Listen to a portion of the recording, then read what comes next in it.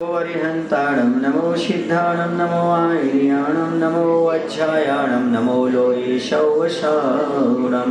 बोली पंच परमेष्ठी भगवान की, आचार्य नेमिचंद महाराज की, आचार्य गुरुदेव भगवान श्री विद्यासागर जी महाराज की।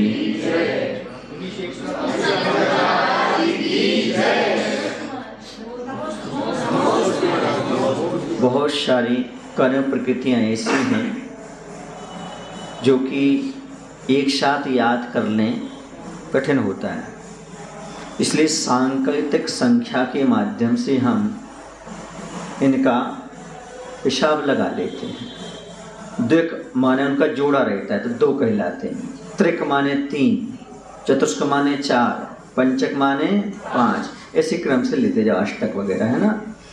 तो कौन कौन से, तो सबसे पहले अपन द्विक देखते हैं। द्विक माने 2 2, तो शब्द आता है अगुरु अगुरु दुख। अगुरु दुख का अर्थ होता है अगुरु लघु और उपघात। ये दो को क्या बोलते हैं? अगुरु दुख। फिर आता है अरति दुख। अरति दुख कौन कहलाएगा? अरति और शोक, ये कहलाएंगे अरति दुख। अनादेय दुख। अनादेय दुख का अर्थ है अनादेय और अयस्कृति। समझ गए?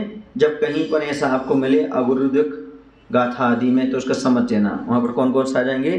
अगुरु लघु और उपघात। और जहाँ अरति दुख मिले तो अरति और शोक, अनादय दुख, अनादय और अयस्कृति।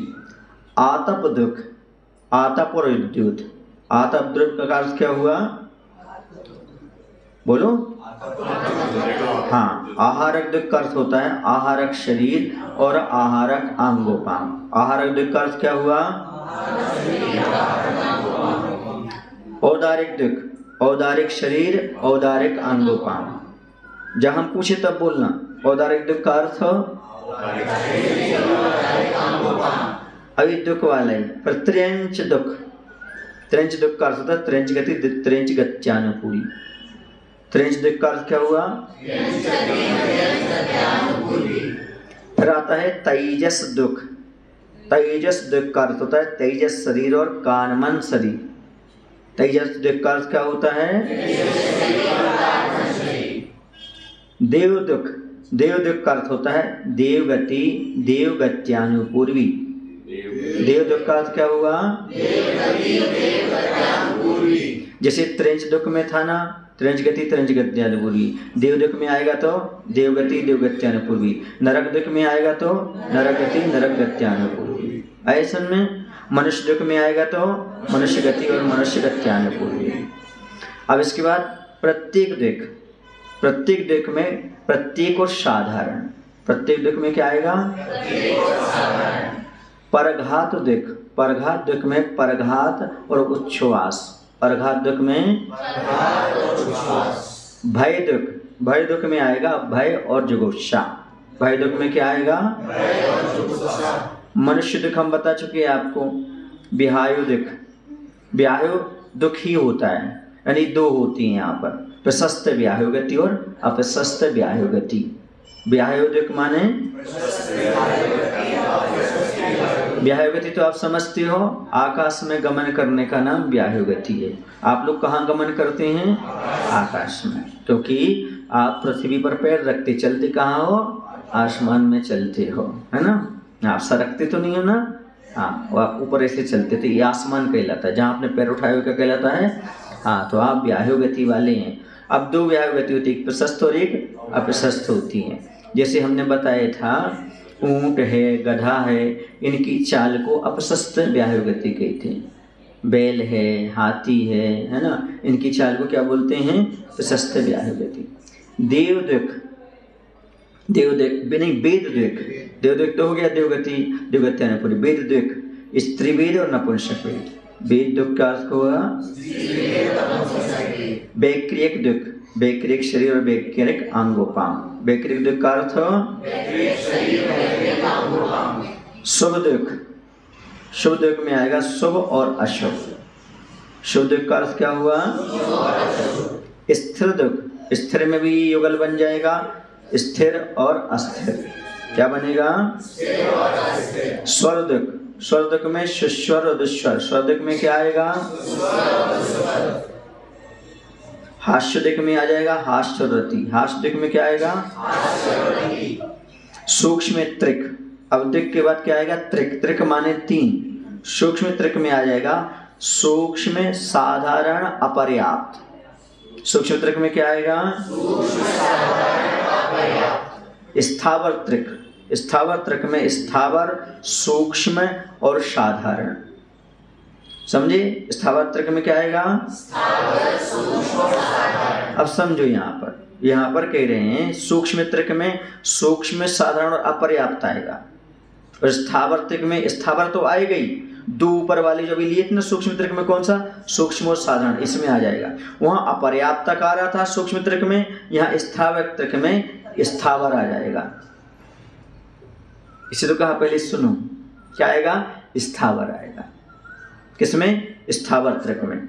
ये दो तो रहेंगी सूक्ष्म और साधारण, वो सूक्ष्म त्रिक में भी रहेंगी और स्थावर त्रिक में भी रहेंगी। अंतर इतना आ जाएगा कि सूक्ष्म त्रिक में अपर्याप्त तक आ जाएगा और स्थावर त्रिक में स्थावर जुड़ जाएगा।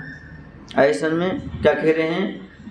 सूक्ष्म और साधारण ये तो कॉमन रहेंगी, सूक्ष्म त्रिक में भी रहेंगी और स्थावर त्रिक में भी रहेंगी। सूक्ष्म त्रिक में सूक्ष्म साधारण और अपर्याप्त हो जाएगा और स्थावर त्रिक में स्थावर, सूक्ष्म और साधारण हो जाएगा। अब बोलो सूक्ष्म त्रिक में कौन रहेंगे? और स्थावर त्रिक में ऐसे में। अब सुभग त्रिक। सुभग त्रिक में सुभग, सुस्वर आदि। सुभग त्रिक में कौन आएंगे? आदि। समझ गए ना? फिर इसके बाद आएगा त्र्यक त्रिक, यानी त्र्यंच गति, त्र्यंच गत्यानुपूर्वी, त्र्यंच आयु। त्र्यंच त्रिक में कौन कौन से आएंगे? जब हम त्र्यंच तुक बोलेंगे तो आयु नहीं बोलेंगे, त्र्यंच गति त्र्यंच गत्यानुपूर्वी बोलेंगे, और जहां पर त्रिक आ जाएगा तो त्र्यंच आयु और जुड़ जाएगी। त्र्यंच गति, त्र्यंच गत्यानुपूर्वी और त्र्यंच आयु, ये कॉमन है, चारों गति में लगा लेना है ना। त्रस्त्रिक। त्रस्त्रिक का अर्थ त्रस, बादर और पर्याप्त। त्रस्त्रिक। दुर्भक्त्रिक।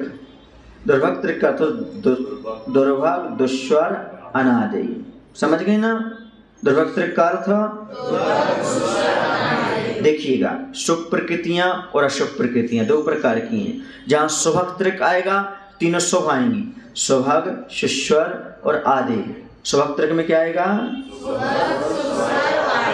और जहां पर दुर्भग त्रिक आएगा ये पाप प्रकृतियां हैं। दुर्भग त्रिक, इसमें दुर्भग, दुस्वर और अनादि उनके विपरीत आ जाएगा। जैसे सुभग का दुर्भग, सुस्वर का दुस्वर और आदि का ऐसन में ना। हाँ, सुभग त्रिक और दुर्भग त्रिक समझ लेना। सुभग त्रिक में कौन कौन? आदि। दुर्भग त्रिक में तीर्थंकर त्रिक। अब कौन सा आता है? तीर्थंकर और आहारक दुख। तीर्थंकर और तीर्थंकर तो आप समझ गए। आहारक दुख कौन कौन से बता के आए थे पहले? आहारक शरीर और आहारक अंग। बहुत अच्छा, ये तीन हो गए। अब नरक त्रिक कौन सा आएगा? वही वाला जैसे नरक दुख पढ़ के आए थे। नरक दुख में क्या पढ़ा था? नरक गति और नरक गत्यानुपूर्वी। नरक आयु जोड़ दो, ठीक है ना। तो नरक त्रिक का अर्थ क्या हो जाएगा? नरक गति, नरक गत्यानुपूर्वी, नरक आयु। अब आता देव त्रिक। देव त्रिक में बस नाम बदल देना है ना। देवगति, देवगत्यानुपूर्वी, देवायु हो जाएगा। मनुष्य त्रिक में मनुष्य गति, मनुष्य गत्यानुपूर्वी और मनुष्य आयु। ठीक है, ये त्रिक समझ में आ गया ना। नरक, देव, मनुष्य और त्रियंच, इन सब में तीन चीजें आ जाएंगी, गति, गत्यानुपूर्वी और आयु। अब इसके बाद आएगा आपका परघात चतुष्क। अब चार चीजें शुरू हो जाएंगी। कितनी चीजें? चार।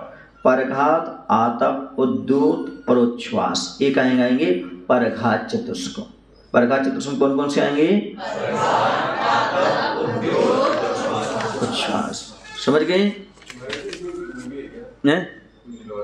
लॉजिक है ना इन सबके साथ, इनके साथ रहते हैं इसलिए। यहाँ पर ये अरे रहेगा तो ये साथ में रहेंगे।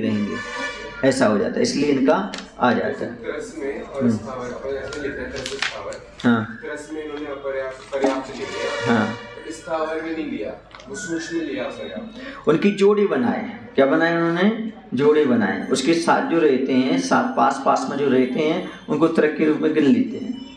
तो स्थावर में अपर्याप्त नहीं रहते क्या? त्रस में पर्याप्त है, बट स्थावर में अपर्याप्त। स्थावर में क्या है, उन्होंने साधारण ले लिया। रहते तो हैं पर साधारण ले लिया। क्या लिया उन्होंने? वो वनस्पति से कॉमन हो जाएगा वो, ऐसा। चलिए फिर त्रस बारस। कौन सा? बारस माने 12। त्रस बादर पर्याप्त प्रत्येक शरीर स्थिर शुभ सुभग सुस्वर आदि यशस कीर्ति निर्माण और तीर्थंकर, ये कहलाएंगे त्रस बारस। कौन सी है त्रस बारस? त्रस बादर पर्याप्त प्रत्येक शरीर स्थिर शुभ सुभग सुस्वर आदि यशस कीर्ति निर्माण और तीर्थंकर, सारी की सारी शुभ प्रकृतियां हैं। कौन सी प्रकृतियां हैं? हाँ। अब त्रस 10, 2 कम करना है इसमें से। त्रस बादर पर्याप्त प्रत्येक शरीर स्थिर शुभ सुभग सुस्वर आदि यशस कीर्ति, इसमें कौन सी 2 कम हो गई? निर्माण और तीर्थंकर कम हो गई। त्रस 12 में निर्माण और तीर्थंकर हो जाएंगे, और त्रस 10 में निर्माण और तीर्थंकर कम कर दो, बाकी ज्यों की त्यों 10 रहेंगी। स्थावर दशक कौन सा आ जाएगा? बस उससे विपरीत ले लेना, वो पुण्य प्रकृति में आ जाएगा। ये कहना है गया। हाँ, कैसा आएगा? तो त्रस का स्थावर आ जाएगा, बादर का सूक्ष्म, पर्याप्त का अपर्याप्त, प्रत्येक शरीर का साधारण, स्थिर का शुभ का शुभक का सुस्वर का आदि का और यशस कीर्ति का यश कीर्ति। तो स्थावर दशक में क्या बनी? वो त्रस 10 में क्या बनी थी? त्रस बादर पर्याप्त प्रत्येक शरीर स्थिर शुभ सुभग सुस्वर आदि यशस कीर्ति। अब स्थावर दशक में क्या बनेंगी? स्थावर सूक्ष्म अपर्याप्त साधारण अस्थिर अशुभ दुर्भग दुस्वर अनादि और अयश कीर्ति। अब स्थावर चतुष्को 4 लेना है। स्थावर चतुष्क में तो कौन सी रहेंगी? स्थावर सूक्ष्म अपर्याप्तक और साधारण। शुरू की जो 4 हैं वो ले लो। जैसे त्रस स्थावर में स्थावर दशक था ना, तो स्थावर दशक 4 शुरू के ले लो, स्थावर चतुष्क में आ जाएंगे। अवरु लघु अष्टक इसमें आ जाएंगे, नहीं षष्टक होना चाहिए। हाँ, अगुरुलु षष्टक कैसे बनेगा?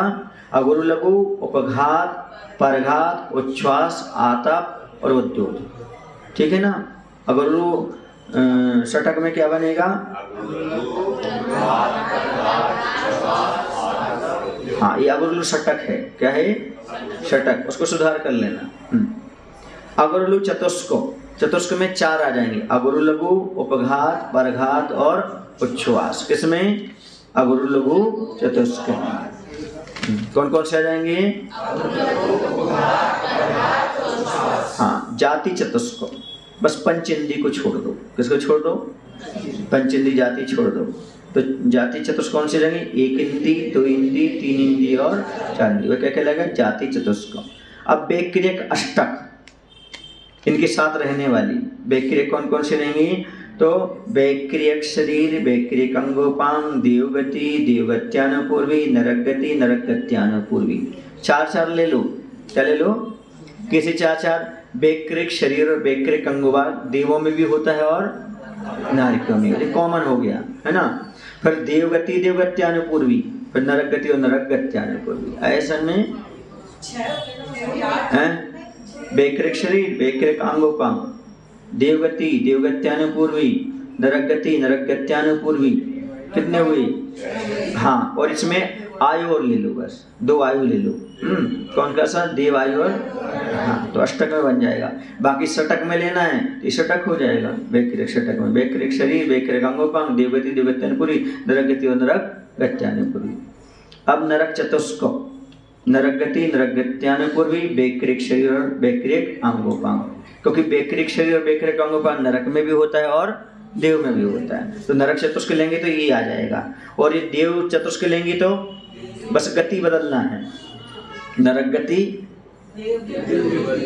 वहाँ देवगति कर देना, नरक गति आने पूर्व की जगह देवगति आने पूर्व करना। बाकी वैकृक शरीर वैकृक अंग जैन करते रहेगा। फिर से नरक चतुष्को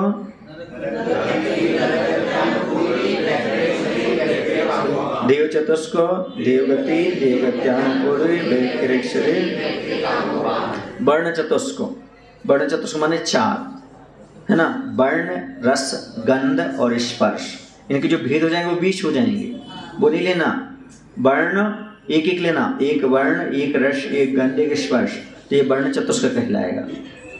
फिर निद्रा पंचक, 5 निद्राएं, ज्ञानवृत्ति निद्रा निद्रा पिछला पिछला निद्रा और पिछला, समझ गए ना। 5 निद्राएं, इसमें 3 महानिद्राएं कहलाती हैं। क्या कहलाती हैं?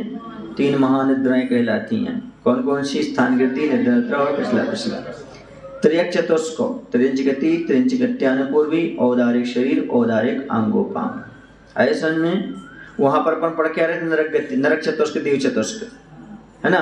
वहां पर जो शरीर था वो शरीर ले लिया था, और जो गति थी गत्यानुपूर्वी वो ले ली थी। यहाँ पर जो गति जो आएगा वो शरीर ले लेंगे अपन। तो लेकिन क्रम में होता ना आपकी जो स्पर्श रसगंध जो क्रम है, लेकिन उलट आ गया, स्पर्श लास्ट किया तो ये क्रम ऐसा। इससे कोई लेना देना नहीं है, पर कुछ समझना है सांकेतिक शब्द में, बस याद करने की दृष्टि से। नर चतुष्को मनुष्य गति मनुष्य गत्यानुपूर्वी औदारिक शरीर और औदारिक अंगोपांग, ठीक है ना। ये क्या हो जाएंगे? नर चतुष्क। जैसे अपन पढ़ के आए थे देव चतुष्को नरक चतुष्को, वैसे यहाँ पर क्या पढ़ेंगे? नर माने मनुष्य चतुष्क भी कह सकते हैं आप। त्रस्त्रिक, त्रस बादर और पर्याप्त।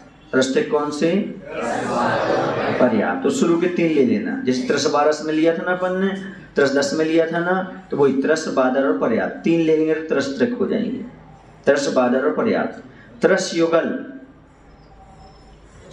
त्रस बादर पर्याप्त स्थावर सूक्ष्म अपर्याप्त। त्रस्त युगल में कौन कौन से आएंगे? त्रस बादर पर्याप्त स्थावर सूक्ष्म और अपर्याप्त। सुभग चतुष्क, जहाँ सुभग चतुष्क आए वहाँ पर सुभग शिश्वर आदि और यश कीर्ति आया ना। अपन पढ़ के आए ना, शुभ वाले में पढ़ के आए थे अभी, सुभग वाले में और दुर्भग वाले में। उसी में से शुरू की कितने लेना? 4। सुभग चतुष्क सुभग शिश्वर आदि और यश कीर्ति। सुभग चतुष्क युगल, सुभग दुर्भग शिश्वर दुश्वर आदि अनादि यश कीर्ति अयश कीर्ति, दोनों आ जाएंगे। ये युगल कहलाते हैं, दोनों के जोड़े को क्या बोलते हैं? युगल। ऐसा सुभग दुर्भग शिश्वर दुश्वर आदि अनादि यश कीर्ति और अयश कीर्ति। अब आता है अनंत चतुष्टय या चतुष्क, अनंतानुबंधी चतुष्क कहलाएगी। अंचतुष्क, अंचतुष्क हो गया अनंतानुबंधी क्रोध मान माया लोभ। दर्शन चतुष्क चक्षु दर्शनावरण चक्षु दर्शनावरण अवध दर्शनावरण और केवल दर्शनावरण। दर्शन चतुष्क क्या हुआ? चक्षु दर्शनावरण चक्षु दर्शनावरण। सतार चतुष्क क्या? सतार चतुष्क त्रिंच गति त्रिंच गत्यानुपूर्वी त्रिंचाई और उद्युत। सतार चतुष्क माने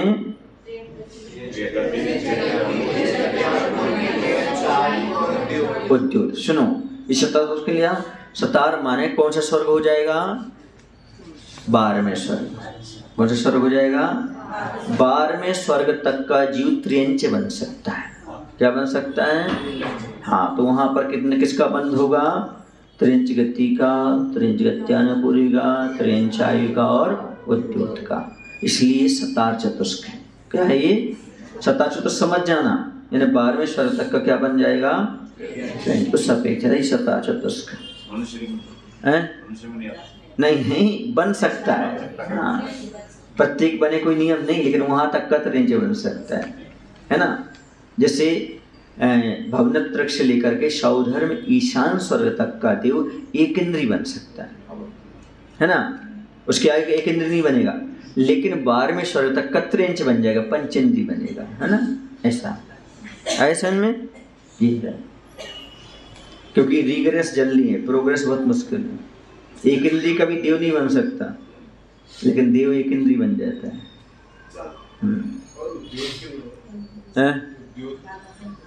उद्योत उसके साथ रहती प्रकृति। जैसे तुम्हारे क्या बोलते हैं पंचेंद्री जीवों में जो इस जुगनू में रहते हैं ना वो उद्योत, ऐसा शीतलता जो रहती उद्योत और चमक रहती वो उद्योत कहलाता है।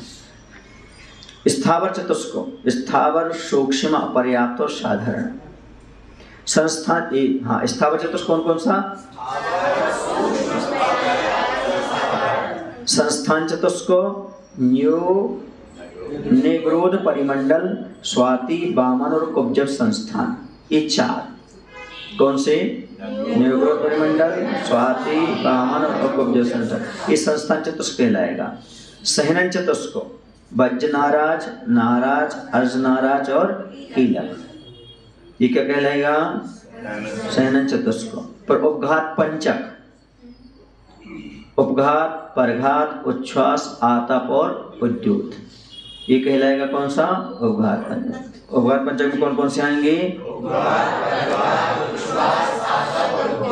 तीर्थंकर पंचक या तीर्थ पंचक। तीर्थंकर आहारक शरीर, आहारकांगोपांग, सम्यक मिथ्यात् और सम्यक प्रकृति, ये कहलाएंगे तीर्थंकर पंचक। अब ये आगे जब आप लोग गुणस्थान में लगाओगे तब आएगा। यहाँ पर किसकी विच्छित्ति हो गई तो वो कहेंगे तीर्थंकर पंचक की। तीर्थंकर पंचक क्या, अब आपको याद करना पड़ेगा कौन कौन सा रहेगा, समझ गए ना? तीर्थंकर आहारक शरीर, आहारक अंगोपांग, सम्यक मिथ्यात् और सम्यक प्रकृति। अब दर्शन अष्टक, केवल दर्शनावरण, निद्रा निद्रा निद्रा, पिछला पिछला, स्थानवृद्धि, कितनी हुई है? षटक होगा, यहाँ पर वो गलती लिख गया है ना, दर्शन षटक। केवल दर्शनावरण, निद्रा निद्रा निद्रा, पिछला पिछला और स्थानवृद्धि, ठीक है ना, ये 6 हो गई। 9 कषायष्टक, ये 6 हो गई, षष्टक होना चाहिए। हास्य रति अरति शोक भय और जुगुप्सा। फिर इसके बाद मध्यम कषायष्टक, 9 कषाय षटक कौन होगी? हास्य रति अरति शोक भय और जुगुप्सा। मध्यम कषायष्टक अप्रत्यक्षान क्रोध मान माया लो, प्रत्यक्षान क्रोध मान माया लो, ये 4 दूनी कितनी हो गई? 8। ये कहलाएगी मध्यम कषायष्टक, मध्यम की कषाय। अनंतानवनी छोड़ दी और संजनन छोड़ दी, बीच की ले ली है ना। तृष्णवक माने तृष्णों कौन से होंगी? त्रस बादर पर्याप्त प्रत्येक स्थिर शुभ सुभग शिश्वर आदि। अब इसके बाद आएगा त्रेंच एकादश माने 11। त्रेंच 11 कौन से होंगी? स्थावर सूक्ष्म त्रेंच गति, त्रेंच गत्यानुपूर्वी, आताप, उद्योत, एकिंदी, द्विंदी, तीनदी, चौंदी और साधारण। ये त्रेंच के अलावा अन्यत्र नहीं पाई जाएंगी। कहाँ नहीं पाई जाएंगी? यहीं पाई जाएंगी। कौन कौन सी? स्थावर सूक्ष्म त्रेंच गति, त्रेंच गत्यानुपूर्वी, आताप, उद्योत, एकिंदी, द्विंदी, तीनदी, चौंदी और साधारण। अब कषाय द्वादशक मैंने 12 कषाय। अनंतानुबंधी क्रोध मान माया लो, अप्रत्यक्षान क्रोध मान माया लो और प्रत्यक्षान वर्ण क्रोध मान माया लो। फिर आएगा उपघात पंचक। उपघात पंचक में उपघात परघात उच्छ्वास आतप और उद्योत। उपघात पंचक में हाँ। अब त्रसटक में क्या आएगा? त्रस बादर पर्याप्त प्रत्येक स्थिर और शुभ। कौन कौन से आएंगे त्रसटक में? त्रस बादर पर्याप्त प्रत्येक स्थिर और शुभ। ऐसा में ये आपको ध्यान रखने की बात है। ये पूरा का पूरा आपका सांकेतिक शब्द और जो बीच में आएंगे वो हम आपको बताते चलेंगे, क्योंकि गाथा में क्या होता है, गाथा जब लिखते हैं आचार्य तो कम शब्दों में लिखते हैं गाथा, तो कम शब्दों में ऐसा लिख देते हैं। हम 5 चीज़ें लिखेंगे तो बड़ा हो जाएगा, तो आप पंचक लिख देंगे उस नाम दे करके, तो आपको समझना पड़ेगा कि कौन सा कहलाएगा कौन सा नहीं कहलाएगा। प्रत्येक वाला शरीर वाला प्रत्येक शरीर उसको हमेशा त्रस के साथ ही जोड़ा है तो, लेकिन उसमें क्या है, एक शरीर का एक जीव स्वामी होता है। कैसा रहता है? हाँ, इसे पुण्य रूप में स्वीकार किया है। हाँ, चलिएगा बस। राजी पर ऐसे में तो देखा जाए तो तीर्थंकर भगवान का भी जो शरीर रहता है वो भी मतलब उसके पूर्ण ये नहीं देखना। अभी तो हमें ये सांकेतिक इसलिए लिए हैं ताकि पढ़ने में सुविधा हो। इसका और आगे कुछ ना मतलब, इसका पढ़ने में सुविधा हो रही है। ये है किसके साथ क्या जोड़ करके वहाँ पर लिया उन्होंने, कैसे गाथा को बनाया, कैसे ये समझने की बात। ठीक है ना, चलिएगा। जय वाणी के ज्ञान कैसे जलो का लोक सो वाणी मस्तक रोशना दे तो ए जिन वाणी भारती मातो जपोंदर नहीं जो तेरो शरणागए सो पावे सुख चैन।